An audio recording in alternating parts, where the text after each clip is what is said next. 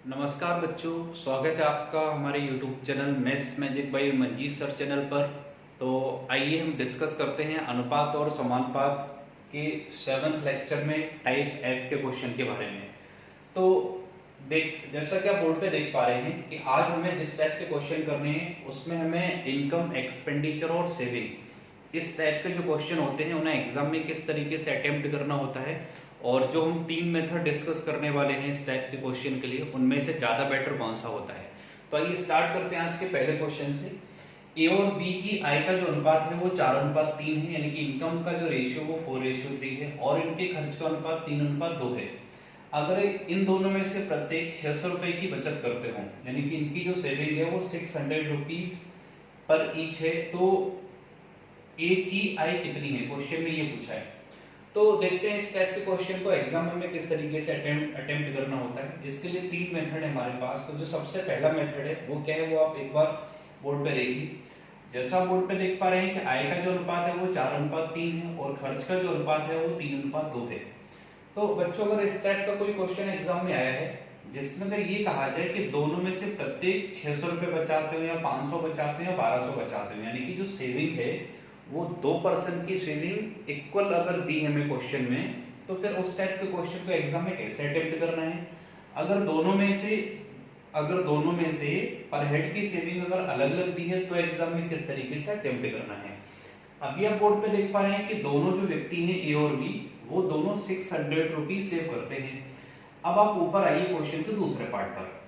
आय का जो अनुपात है वो 4:3 है और खर्च का जो अनुपात है वो 3:2 है। बच्चों में जानते हैं कि अगर आय में से हम बचत घटा लें तो हमें क्या मिलेगा, व्यय मिलेगा।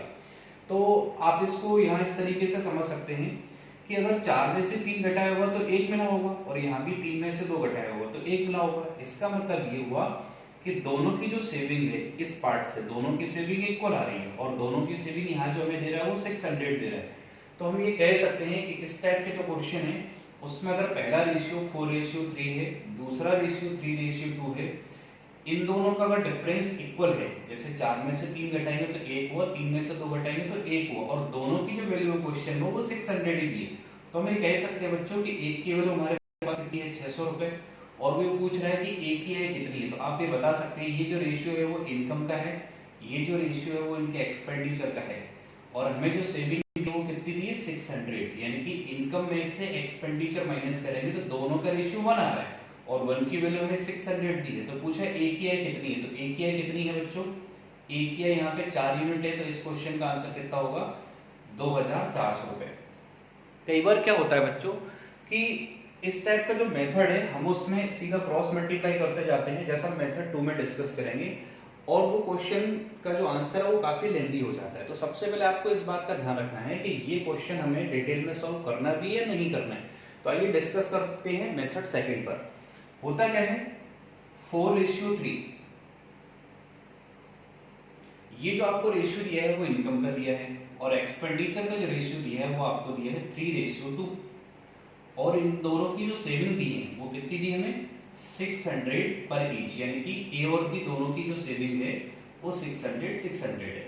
तो इस टाइप के क्वेश्चन को सॉल्व करने के लिए जो दूसरा मेथड है वो ये है कि हमें इनके क्रॉस मल्टीप्लिकेशन करने होते हैं। किनके क्रॉस मल्टीप्लिकेशन करने हैं, जिनका रेशियो दिया होता है।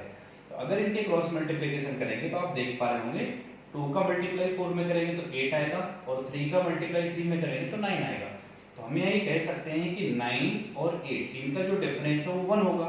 तो 9 माइनस 8 ये एक तरफ करेंगे, दूसरी तरफ हमें क्या करना है, इनका क्रॉस मल्टीप्लिकेशन करना है। तो बच्चों 600 का मल्टीप्लाई 3 में करेंगे तो 1800, और 600 का मल्टीप्लाई 2 में करेंगे तो 1200, और 1200 और 1800 के बीच का जो डिफरेंस होता है वो कितना होता है, वो डिफरेंस होता है 600। तो हमें देख पा रहे हैं कि यहाँ पर भी एक की वैल्यू कितनी है, 600 रुपए, और हमें ये फाइंड आउट करना है कि ए की आय कितनी है। तो ए की आय यहाँ पर कितनी है, 4 है, तो 4 की वैल्यू फिर कितनी हो जाएगी, 2400 रुपए।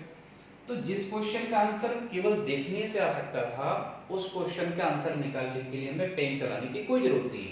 अब एक बार फिर से समझ सकते हैं, अगर दोनों में से प्रत्येक 600 रुपए बचा रहे हैं तो आपको सिर्फ इतना देखना है एग्जाम में कि इन दोनों के रेशियो में जो चेंज आ रहा है वो इक्वल चेंज आ रहा है या नहीं आ रहा है। यानी कि अगर ये 600 रुपए दोनों बचाते हैं तो यहाँ 4 में से 3 घटाया तो भी 1 मिला, और 3 में से 2 घटाया तो भी 1 मिला। अच्छा, अगर दोनों का डिफरेंस सेम नहीं है फिर हमें क्या करना है, ये हम इसके सेकंड क्वेश्चन में डिस्कस करेंगे, तो वहां जो आपका डाउट है वो अच्छे से क्लियर हो जाएगा। तो आपने पहला मेथड देखा जो डायरेक्टली क्वेश्चन का जो आंसर है वो डायरेक्टली यहीं से निकलेगा कि इन दोनों का डिफरेंस 1 है, 1 की वैल्यू कितनी थी 600, तो 4 की वैल्यू क्या होगी 2400, तो डायरेक्टली क्वेश्चन का आंसर आ जाएगा, आपको पेन चलाने की कोई जरूरत नहीं। फिर हमने डिस्कस किया मेथड सेकंड पर जो कि क्रॉस मल्टीप्लाई वाला मेथड होता है। आइए हम एक बार और देखते हैं।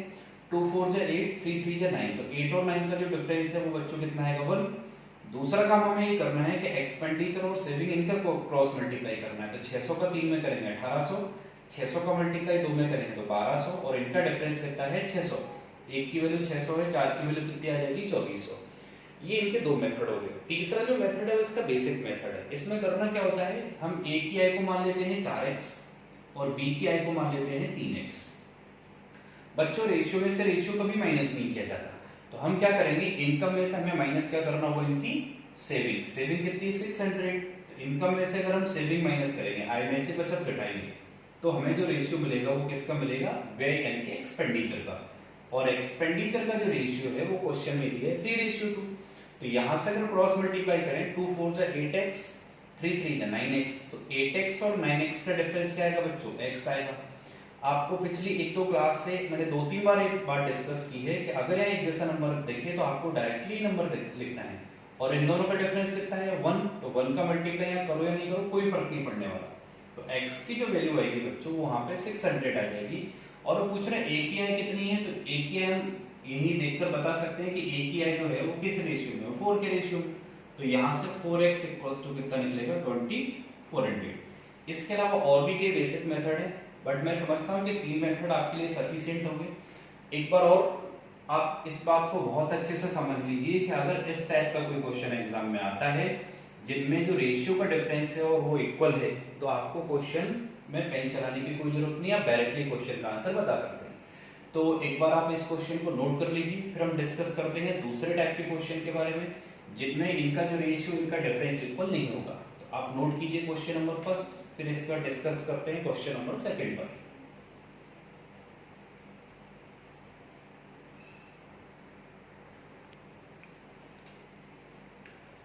तो आइए बच्चों डिस्कस करते हैं क्वेश्चन नंबर सेकंड पर। ए और बी की आय का जो अनुपात है, इनकम का जो रेशियो है वो 3:5 है, और इनके खर्च का अनुपात 1:5 है। अगर दोनों में से प्रत्येक 100 रुपए बचाते हो तो इनकी आय क्या है। तो फिर से वही चीज कि दोनों ही लोग कितने रुपए सेव करते हैं 100 रुपए। तो हम यहाँ ये देखेंगे कि रेशियो में जो चेंज आ रहा है, अगर वो चेंज इक्वल है तो उसी रेशियो की वैल्यू कितनी है 100 रुपीज। हमने देखा यहाँ बच्चों ये है 3 और ये है 1, यानी कि कितना कम हुआ 2। ये है 5 और ये है 5, ये तो चेंज ही नहीं हुआ। इसका मतलब ये हुआ कि हम डायरेक्टली रेशियो की वैल्यू फाइंड आउट नहीं कर सकते। हमने लास्ट वाले क्वेश्चन में डायरेक्टली उसकी वैल्यू कैसे फाइंड आउट कर ली थी, क्योंकि इन दोनों के रेशियो का डिफरेंस इक्वल था। तो ये दूसरे टाइप का क्वेश्चन है। तो आइए इस क्वेश्चन को किस तरह से अटेम्प्ट करेंगे एग्जाम में, आप देखिए 3:5, बाद का जो रेशियो वो 1:5 हो रहा है। अब हम ये देखेंगे कि दोनों में से प्रत्येक 100 रुपए बचाते हैं, इसका मतलब दोनों की जो सेविंग है वो इक्वल है, बट यहाँ तो इक्वल नहीं है। तो इस चीज को इक्वल करने के लिए हमें करना क्या होता है, ये हमने पिछले भी वीडियो में डिस्कस किया है। तो इनका जो डिफरेंस है वो 2 है, आप मल्टीप्लाई यहाँ 2 का करेंगे, और इनका जो डिफरेंस है वो 4 है, आप यहाँ मल्टीप्लाई करेंगे 4 का। अगर आप यहाँ 4 का मल्टीप्लाई करेंगे आप देख पाएंगे कि ये हो जाएगा 12 और ये हो जाएगा 20। अगर आप 4 का मल्टीप्लाई 3 में करेंगे तो 12 और 5 में करेंगे तो 20। यहाँ 2 का मल्टीप्लाई अगर आप 1 में करेंगे तो 2 और 5 में करेंगे तो 10। अब आप देख पा रहे हैं कि 12 की जगह वैल्यू कितनी होगी 2, यानी कि कितना कम हुआ 10, और यहाँ 20 की जगह वैल्यू कितनी होगी 10, ये 20 की जगह जो वैल्यू आ गई वो कितनी आ गई 10, तो ये भी कितना कम हो गया 10। तो आप समझ पा रहे होंगे कि अगर रेशियो का डिफरेंस इक्वल नहीं है तो उस डिफरेंस को इक्वल बनाने के लिए जो प्रोसेस होती है वो क्या है आप समझ गए होंगे। ऊपर वाले का डिफरेंस मल्टीप्लाई नीचे करना है, नीचे वाले का डिफरेंस मल्टीप्लाई ऊपर करना है। ऐसा अगर आप करते हैं तो इन दोनों रेशियो का जो डिफरेंस है वो इक्वल आ जाएगा। हमें इन दोनों के रेशियो का डिफरेंस इक्वल बनाना क्यों है ये बात भी समझना बहुत जरूरी है। ये इसलिए करना है क्योंकि दोनों की जो सेविंग है वो 100 रुपीज है, तो इन दोनों का डिफरेंस भी तो इक्वल होना चाहिए। तो आप यहाँ से अगले वाले क्वेश्चन में जो काम करने वाले हैं वो भी समझ रहे होंगे। कि अगर दोनों की सेविंग इक्वल नहीं हुई तो फिर ये जो रेशियो हम इक्वल बना रहे हैं, रेशियो का डिफरेंस इक्वल बना रहे हैं, वो बनाने की भी जरूरत नहीं पड़ेगी। तो अभी हम इस क्वेश्चन पे डिस्कस करते हैं। आप देख पा रहे हो कि इन दोनों के रेशियो में कितने का चेंज आया है, 10 का। 12 की जगह 2 हो गया, तो ये कितना कम हुआ, 10। इस 10 की वैल्यू क्वेश्चन में कितनी दी है, 100। 10 की वैल्यू अगर 100 दी है तो 1 की वैल्यू कितनी हो जाएगी बच्चों, 10। पूछ ही रहा है तो इनकी आय क्या है, ए और बी दोनों की आय पूछ रहा है। तो हमें करना क्या होता है, अब जो हमारा आंसर आएगा वो पुराने रेशियो से नहीं आएगा, अब हमारा जो आंसर आएगा वो नए रेशियो से आएगा। अगर आपने रेशियो को चेंज कर लिया है तो आंसर हमेशा नए रेशियो से आएगा। तो बच्चों 12 की वैल्यू क्या हो जाएगी, 120, और 20 की वैल्यू आप समझ पा रहे हो यहाँ कितनी हो जाएगी, अगर 1 की वैल्यू 10 है तो 20 की वैल्यू कितनी हो जाएगी, 200। यही हमारे क्वेश्चन के आंसर है। तो ये जो मेथड है वो एग्जाम ओरिएंटेड मेथड है, एग्जाम में हमें इसी तरीके से क्वेश्चन को अटेम्प्ट करना होगा। आइए डिस्कस करते हैं इसके बेसिक मेथड के बारे में। तो बेसिक मेथड में हमें क्या करना होगा बच्चों, अगर इनकी इनकम को 3x और 5x मान लिया जाए और इनकम में से माइनस कर देते हैं इनकी सेविंग जो कि 100 रुपए, तो दोनों की अगर सेविंग 100 रुपए है तो माइनस हमने 100 किया। ऐसा करने के बाद इनका जो खर्च है, एक्सपेंडिचर, उसका रेशियो 1:5 आ रहा है, हमने 1:5 कर दिया। अब इसको सॉल्व करना भी कोई बहुत बड़ा काम नहीं है। 5 का मल्टीप्लाई 3 में करेंगे बच्चों तो 15 आ जाएगा, और 1 का मल्टीप्लाई 5 में करेंगे तो 5 आएगा। 15 और 5 का जो डिफरेंस होता है वो 10x होगा। यहाँ आपको वैल्यू क्या दिख रही है, 100, और इन दोनों का डिफरेंस बच्चों क्या दिख रहा है आपको, 4। तो आप यहाँ से समझ पा रहे होंगे कि यहाँ से अगर 0 से 0 कैंसिल करेंगे तो x की वैल्यू बच्चों क्या मिलेगी, 4x मिलेगी। और हमसे पूछ रहा है कि इनकी आय क्या है, तो इनकी आय क्या है, इनकी आय है 3x और 5x। तो आप अगर x की वैल्यू पुटअप करेंगे तो ये मिलेगा आपको 120, और ये आपको 5x में पुटअप करोगे तो ये मिलेगा आपको 200। तो ये इसका बेसिक मेथड है। इसके बेसिक मेथड से करने का ये फायदा है कि अगर आपको क्वेश्चन में इनकी सेविंग चेंज कर दी, ये 100 कर दी या 200 कर दिया, इस टाइप के क्वेश्चन को आप इस तरीके से भी अटेम्प्ट कर सकते हैं। तो आपने इस मेथड के बारे में भी डिस्कस किया, इस मेथड के बारे में भी डिस्कस किया। आइए देखते हैं एक और मेथड, जिस मेथड से अभी हमने लास्ट वाला क्वेश्चन भी सॉल्व किया था कि अगर हमें 3:5 दिया है तो हमने ये रखा इनकम का रेशियो, बाद में ये जो रेशियो है बच्चों वो एक्सपेंडिचर का है, ये इनकम का है। एक्सपेंडिचर का रेशियो क्या है, 1:5, और दोनों की जो सेविंग है वो 100 रुपीज ईच है, यानी कि ए और बी दोनों 100 रुपए बचाते हैं। तो इस टाइप के क्वेश्चन से भी हम इस टाइप का जो मेथड है उससे भी क्वेश्चन को एग्जाम में अटेम्प्ट कर सकते हैं। यहाँ हमें करना क्या होगा, इन दोनों का क्रॉस मल्टीप्लाई करेंगे और उनका डिफरेंस रखेंगे। तो बच्चों 5 और 3 का मल्टीप्लाई करेंगे 15 हुआ, 5 और 1 का मल्टीप्लाई करेंगे तो 5 हुआ, तो 15 और 5 का मल्टीप्लाई कितना हुआ, 10। ये जो मेथड है बच्चों वो कहीं ना कहीं निकला इसी मेथड से ही, बस हमने इसको कहीं ना कहीं इसकी कुछ स्टेप कम कर लिए और डायरेक्टली यहाँ पुट कर दिया। तो 5 और 3 का मल्टीप्लाई किया 15, 5 और 1 का मल्टीप्लाई किया 5, दोनों का डिफरेंस कितना है, 10। दूसरा काम हमें ये करना है इनकी क्रॉस मल्टीप्लिकेशन का डिफरेंस। 100 का मल्टीप्लाई 1 में करेंगे 100, 100 का 5 में करेंगे 500, 500 और 100 का डिफरेंस कितना है, 400। तो यहाँ से बच्चों 1 यूनिट की वैल्यू कितनी निकलेगी, 40। आप देख पा रहे होंगे यहाँ भी एक यूनिट की जो वैल्यू हमने फाइंड आउट की थी वो भी 40 थी, और यहाँ भी 1 यूनिट की जो वैल्यू है वो भी 40 है। अब हमें पता करना है कि दोनों की इनकम क्या है, तो दोनों की इनकम किस रेशियो में, 3 और 5। तो वापस से अगर इनकी वैल्यू पुटअप करेंगे तो 120 मिलेगा और हमें कितना मिलेगा, 200। तो बच्चों आप ये समझ पा रहे होंगे कि इस टाइप का अगर कोई क्वेश्चन आता है तो एग्जाम में किस तरीके से अटेम्प्ट करना है। अब आपको इतना कंफ्यूज होने की जरूरत नहीं है कि हम सर इनमें से पहला मेथड करें, दूसरा करें, तीसरा करें। मैं आपको बताता हूँ आपको एग्जाम में कौन सा मेथड करना है। बच्चों अगर इन दोनों रेशियो का डिफरेंस सेम है तो हमें डायरेक्टली क्या करना है, जैसा हमने लास्ट वाले क्वेश्चन में किया था वहीं से हम एक रेशियो की वैल्यू डायरेक्टली पुट ये करेंगे और जो पूछा है उसका आंसर डायरेक्टली निकालेंगे।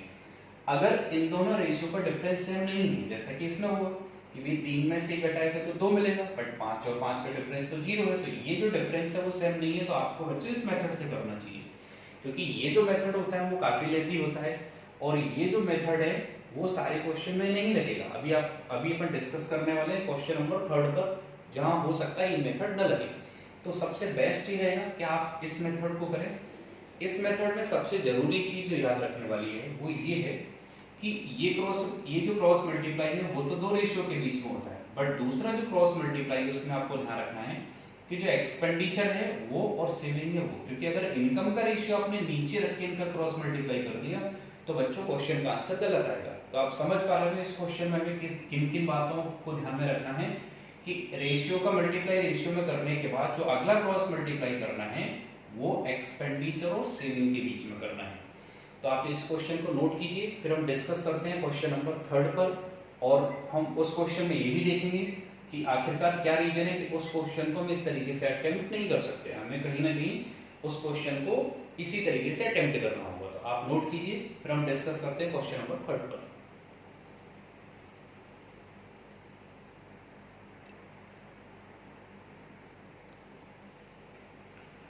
तो आइए बच्चों डिस्कस करते हैं क्वेश्चन नंबर 3 पर। जैसा कि आप बोर्ड पे देख पा रहे हैं कि ए और बी के आय का जो अनुपात है वो 5 और 3 है, और उनके खर्च का जो अनुपात है वो 9 और 5 है, और दोनों की जो सेविंग है वो 1300 और 900 रुपए है। तो इस क्वेश्चन में आप 2-3 चीजें बहुत ध्यान से समझिए। पहली चीज तो ये कि ये रेशियो 5 से 9 हुआ मतलब 4 का डिफरेंस, और ये 3 से 5 हुआ मतलब 2 का डिफरेंस। तो इन दोनों का डिफरेंस जो है इक्वल नहीं है। पहली बात तो ये कि हमें इनका डिफरेंस इक्वल चाहिए भी नहीं था। क्यों नहीं चाहिए था? क्योंकि दोनों की जो सेविंग है वो अलग अलग है। ये 1300 रुपए बचा रहा है और ये कितने बचा रहा है? 900। तो जब दोनों की सेविंग अलग अलग हो तो हमें ये कभी चेक नहीं करना कि इन दोनों के बीच का रेशियो इक्वल है या नहीं। और अगर इक्वल नहीं है रेशियो तो बाद में इक्वल बनाना भी नहीं। क्यों नहीं बनाना? क्योंकि इनकी सेविंग अलग अलग है। तो इस क्वेश्चन को एग्जाम में कैसे अटेम्प्ट करेंगे आइए देखते हैं। अभी जैसा आपने लास्ट के 2 वीडियो में एक मेथड पे डिस्कस किया, 5 और 3 का रेशियो है। ये जो अगला रेशियो वो 9 और 5 का है। पहला जो रेशियो बच्चों वो इनकम का है, दूसरा जो रेशियो वो हमें दिया है उनके खर्च का, इनके एक्सपेंडिचर का। और इनकी जो सेविंग है दोनों की वो कितनी है? एक की 1300 है और एक की 900 रुपए है। तो इस क्वेश्चन को सॉल्व करने का जो मेथड या इस टाइप के क्वेश्चन को सॉल्व करने का जो सबसे बेस्ट मेथड है वो ये है। इससे भी बेस्ट मेथड पहला वाला था क्वेश्चन नंबर फर्स्ट में, लेकिन वो कब? जब दोनों की सेविंग है वो इक्वल होनी चाहिए। अगर दोनों की सेविंग अलग अलग है तो सबसे अच्छा मेथड यही होगा। यहाँ में क्या करना होगा बच्चों, ध्यान से समझिए। 5 और 5 का क्रॉस मल्टीप्लाई करेंगे तो 25 होगा, और 9 और 3 का क्रॉस मल्टीप्लाई करेंगे तो 27 होगा। तो 27 और 25 का जो डिफरेंस है वो हमें एक तरफ रखना होगा। दूसरा काम हमें क्या करना होगा, अभी मैंने लास्ट वाले क्वेश्चन में डिस्कस किया था कि हम दूसरा जो मल्टीप्लाई करते हैं वो एक्सपेंडिचर और सेविंग के बीच में करते हैं। तो यहाँ अगर हम अगर मल्टीप्लाई करें तो 900 का 9 में मल्टीप्लाई करेंगे तो 8100 या 8100, और 1300 का मल्टीप्लाई 5 में करेंगे तो ये 6500 6500। तो यहाँ बच्चों इनका जो डिफरेंस है वो 2 का डिफरेंस है, और इन दोनों के बीच में जो डिफरेंस है वो आप देख पा रहे होंगे, इन दोनों के बीच में जो डिफरेंस है वो 1600 का है, 1600 का। तो यहाँ से बच्चों एक यूनिट की वैल्यू हमें क्या मिलेगी? 800 मिलेगी। और हमसे ये पूछ रहा है कि दोनों की आय क्या है। तो पहले वाले की आय कितनी है? 5 यूनिट यानी कि 4000 रुपए, और दूसरे वाले की जो आय है वो 3 यूनिट यानी कि 2400 रुपए। तो बच्चों ये हमारे क्वेश्चन का आंसर है, और यही सबसे अच्छा मेथड होगा इस टाइप के क्वेश्चन को अटेम्प्ट करने के लिए जिनमें दोनों की सेविंग अलग अलग दी हो।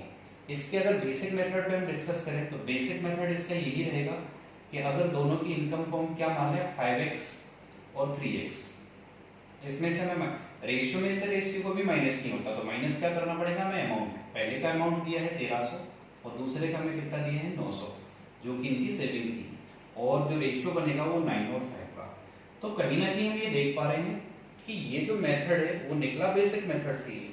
हम जितनी भी शॉर्ट ट्रिक पढ़ते हैं वो शॉर्ट ट्रिक कहीं ना कहीं बेसिक मेथड से ही निकली होती हैं, बट हमने होता क्या है कि कई बार सीधा शॉर्ट ट्रिक पे चले जाते हैं और बेसिक मेथड को पढ़ते नहीं। तो मेरे हिसाब से ज़्यादा बेटर ये होगा कि हम एक बार पहले बेसिक मेथड पढ़ें और उसके बाद फिर उसकी शॉर्ट ट्रिक पढ़ते हैं। ये पक्की बात है कि हम बेसिक मेथड से बड़े बड़े कॉम्पिटिटिव एग्जाम नहीं निकाल सकते, लेकिन आप ये भी मान के चलिए कि आप केवल शॉर्ट ट्रिक के भरोसे सारी चीज़ें याद भी नहीं रख सकते। अगर हमने कहीं ना कहीं बेसिक मेथड पे डिस्कस किया तो शॉर्ट ट्रिक को याद रखना भी बहुत ईजी होता है। तो इसका बेसिक मेथड ये रहा होगा। इसमें हमने देखा होगा 5 और 5 का मल्टीप्लाई हुआ होगा तो 27x रहा होगा, 9 और 3 का मल्टीप्लाई किया होगा तो 5 और 5 का मल्टीप्लाई किया होगा तो 25x रहा होगा, 9 और 3 का मल्टीप्लाई किया होगा तो 27x रहा होगा। दोनों अपोजिट साइड में रहे होंगे, एक ही साइड में लेके आएंगे तो दोनों का डिफरेंस जो निकलेगा 2x निकलेगा, यहाँ पर वो 2 रह जाता। दूसरा काम हमने क्या किया होगा बच्चों, 5 का और 1300 का मल्टीप्लाई किया होगा जो 6500 रहा होगा, और फिर 9 का मल्टीप्लाई 900 में किया होगा जो 8100 रहा होगा। ये भी दोनों अलग अलग साइड में रहे होंगे, तो इनको भी जब एक ही तरफ लेके गए होंगे तो इनका भी जो डिफरेंस निकलेगा वो कितना निकलेगा? 1600। तो यहाँ से हमें x की वैल्यू कितनी मिली? 800। तो हमें केवल देखने में लगता है कि ये x लेकर किया है सॉल्व, एक्चुअली में बेसिक मेथड है, और बेसिक मेथड से ही कहीं ना कहीं हमारी शॉर्ट ट्रिक जो है वो डेवलप हुई है। तो आप ये समझ पा रहे होंगे कि इस क्वेश्चन का आंसर जो हमें निकालना था वो कहीं ना कहीं इस मेथड से निकालना था और यही मेथड इसके लिए बेस्ट होगा। तो जो सबसे ज़रूरी चीज़ थी आज के वीडियो में वो ये थी कि अगर क्वेश्चन में दोनों की सेविंग हमें अलग अलग अमाउंट में दी है तो आप इस मेथड से सॉल्व कीजिए। अगर दोनों की सेविंग एक जैसी दी है तो आप ये देखिए कि रेशियो का डिफरेंस इक्वल दिया है या नहीं दिया है, और अगर नहीं दिया है तो रेशियो का डिफरेंस इक्वल बनाया जा सकता है। कैसे बनाना होता है, इन दोनों का डिफरेंस 2 मल्टीप्लाई नीचे करेंगे, इन दोनों का डिफरेंस 4 मल्टीप्लाई ऊपर करेंगे तो रेशियो का डिफरेंस भी इक्वल बन जाएगा। तो उम्मीद करता हूँ आज के 3 क्वेश्चन आपको बहुत अच्छे से समझ आए होंगे और हम डिस्कस करेंगे अगली क्लास में एक दूसरे टाइप के क्वेश्चन के बारे में, जो कि कहीं ना कहीं इस टाइप के जो क्वेश्चन पढ़ रहे हैं उनसे लेवल उनका ज़्यादा रहेगा। तो तब तक आप अपना बहुत ख्याल रखिएगा, मिलते हैं अगली क्लास में। Thank you very much.